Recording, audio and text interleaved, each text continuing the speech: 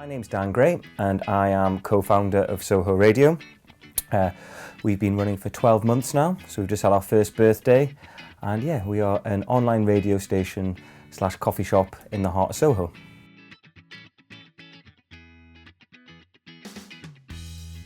I would say Soho Radio is a community radio station in one of the most creative communities in the world.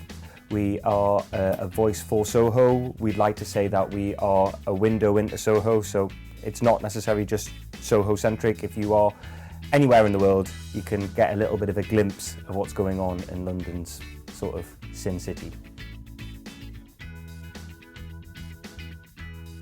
I really don't like to use the word eclectic, but it is a very wide-ranging spectrum of music and genres of types of show that we have.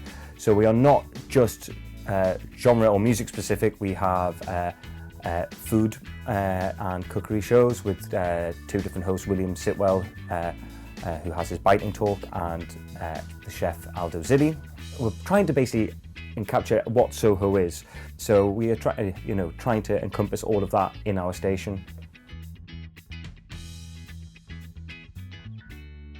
Soho Radio was an idea by my partner Adrian Meehan, and he came to me and said, basically he had the studio which we're sitting in here, which is underneath the station, and upstairs was an old cab office / newsagents / internet cafe, and the landlord was going to be getting rid of them, and he came to Adrian and said, look, I'm going to give you first refusal on the lease upstairs. And Aid said to me, hey Dan, I've got an idea for a radio station, and I was a musician, I'd stopped touring. I was like, this is amazing, let's go for it. And it just came from that, really.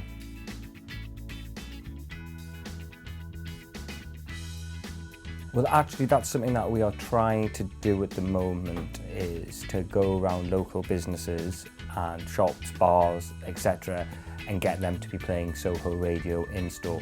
We're trying to work out an incentive that works for both parties, like potentially offering free advertising to local businesses. We like the idea of offers and prizes that we could do with in the area. So at the minute we have Galvanina, an Italian drinks brand, that sponsor the William Sitwell show.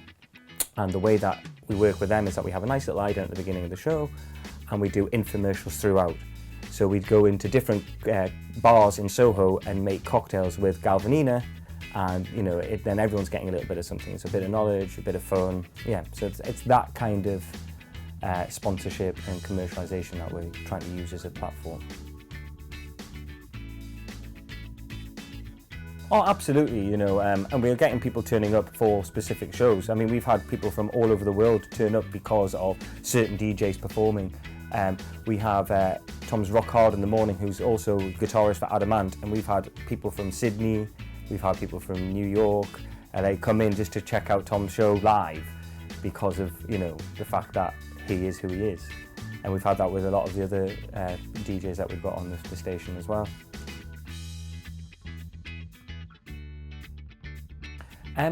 Well, basically, we've just come to our first birthday, and we've not done any kind of press release or any kind of marketing as of yet. It's all been word of mouth and on social media through the different DJs that we have on the show, on the station.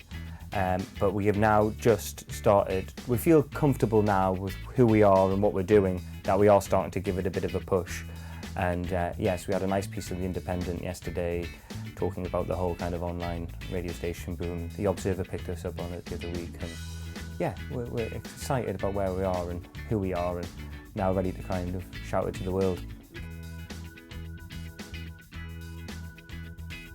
We've had some amazing guests so far. I mean, we had Harry Shearer, from Spinal Tap and The Simpsons, coming off the street just for a coffee because he just saw it and was like, oh my God, this is amazing. And then the following day he came in and we did an hour special on him. And that's just the kind of incredible thing that we've got from being in Soho and being on the street, that we do get people walking up and down, and you can come and sort of, bring them in and just get them on the air.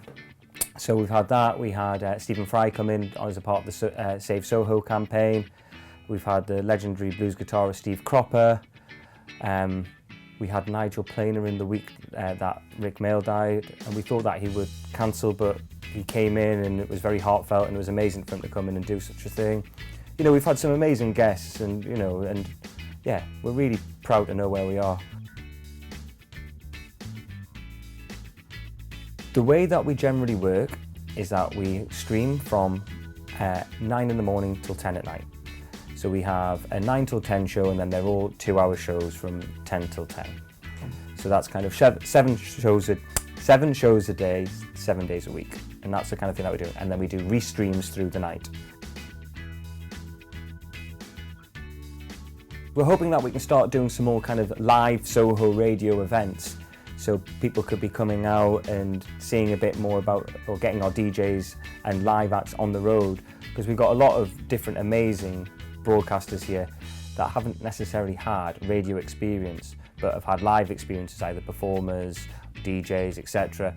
And they're gaining broadcasting skills as we're going along, but they also have that other side to them, and we want to bring that side alive. So we have an event on the 26th of June on the South Bank, which is going to be a Soho Radio Presents at the More London Festival, where we're going to have Omar, one of our DJs, performing alongside Sean Lee and the Royal Organ Duo. We're also going to be at Glastonbury that weekend, DJing at Block 9, and we've got another event on the 20th of June in Dalston with Norman J DJing, and the church, who run our Salvation Radio on Sundays. Yeah. I'd like to say that, you know, we have no radio background whatsoever between any of our partners who set us up. So there was a certain naivety about that, which I don't know necessarily was either a good thing or a bad thing, but I'd just say, if you've got a passion for it, just get on and do it, and you'll learn as you go along.